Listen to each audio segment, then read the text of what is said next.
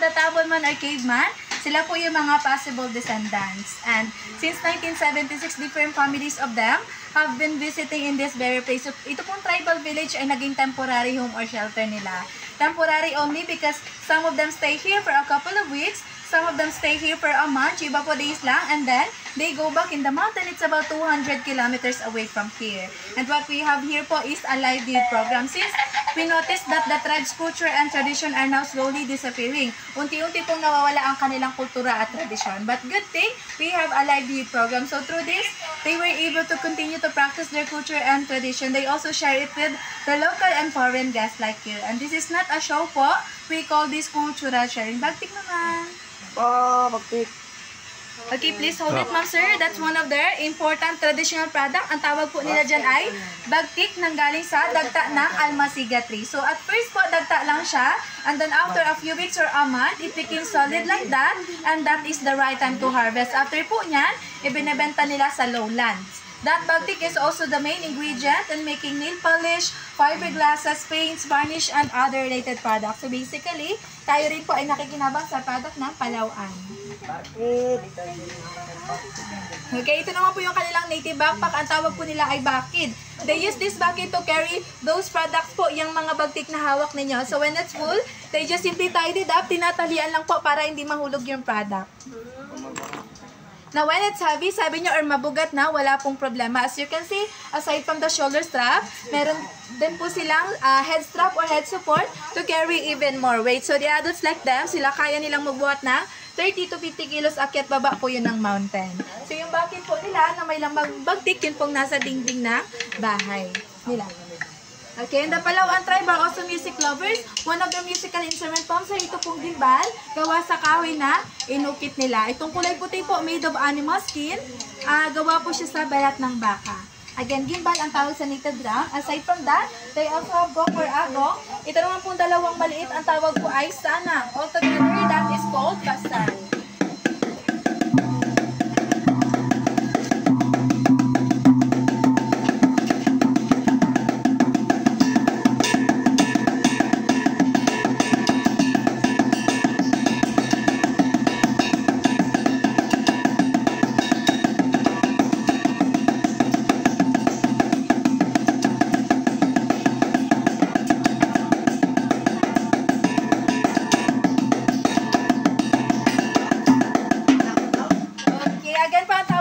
Ay basal. And by the way here, di po sila sumasayaw para mag-entertain ng mga guests and tourists natin because tribal dances are ritual, sagrado po yan sa kanila. Now, they only dance kapag may mga weddings, good harvest, and prayer. Sa mountain, pag may mga special na occasion po sila, tinutugtog nila yung basal buong magdamag together with the women and children. But here with the live deal program, they don't dance.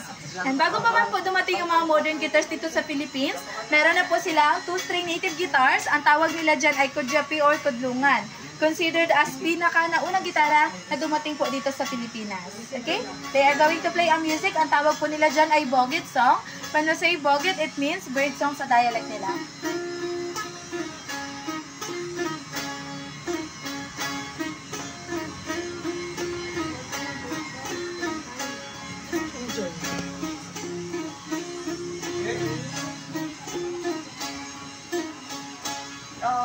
Okay, agad po ang tawag nila dyan ay kudyapi or kudlungan. If you want to say thank you to them, pwede nyo pong sabihin magsukor. Magsukor. And aside from those instruments, meron din po sila tinatawag na arodin. Ito po yung kanilang arodin, made of wild palm. Sa dulo po nito, merong beeswax. Ginagamit nila para i-adjust yung tunog. Gamit lang po yung vibrations ng kanilang bibig. They can produce an amazing sound. Right now po, they are going to demonstrate kung paano nila ginagamit ang arodin.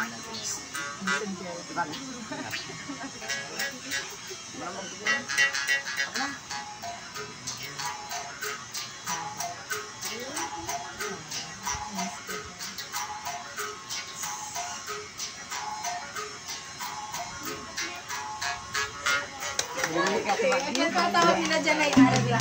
And aside from their music lovers, magsukor, the Palauan tribe are also hunter-gatherer. So hunting is part of their diet. Whenever the animals, gumagamit po sila ng tampios. That's their bird's whistle. Ginagamit po nila para gayahin or tawagin yung mga ibon at squirrels doon sa mountain. Tampios! Mana, tapis kacon ko.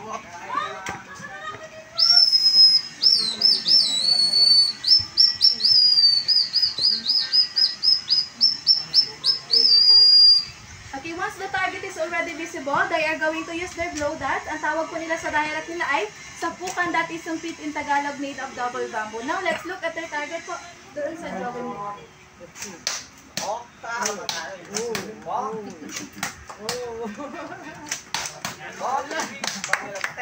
Okay, and by the way, the Palawan tribe po, they don't use bow and arrow. Hindi po sila gumagamit ng sibat at pana. Ang gamit po nila ay blow darts. They just blow it from a distance, and kahit 30 meters away po yan, they can shoot the target. Okay? And pag nagkamali po sila sa paggamit ng mga bala, those are called bosloy. Say goodbye because there is no antidote for that. Wala pong antidote up until now. Yes, yung mga bala po nila na may lason, yung nasa loob ng frame, don't worry, yung mga ginamit po nila, wala pong poison yan. Okay, and by the way, this is the main ingredient. Sa lason po nila, ito yung tinatawag nilang tita. They just collect the sap and then they cook it in a slow fire to make the poison effective. Okay? Apoy, pwede mo. Okay, and for the last part po, Pilino will show us kung paano sila nakakasurvive sa mountain using santikan, which means a strike or a friction.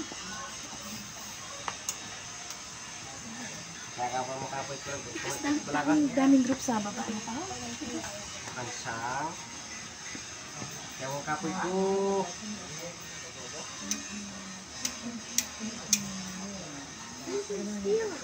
Na, pasang.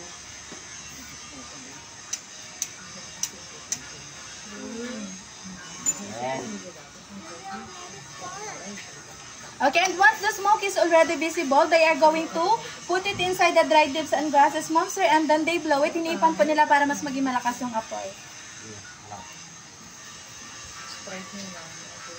Pasang-sangat? Ano? Dapat sangat to? Amot ya.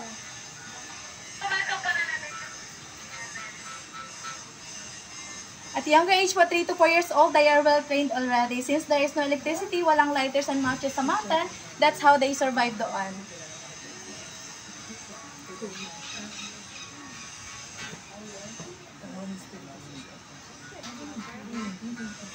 Ayan, and once the fire is already visible, they are going to transfer it sa kanilang native torch. Ang tawag po nila sa torch nila ay sahing or salam.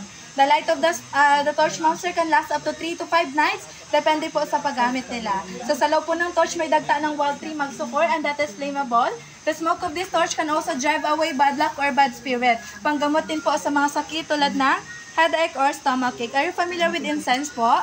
Or kamangyan? Kaamoy niya ba this one or other chemical?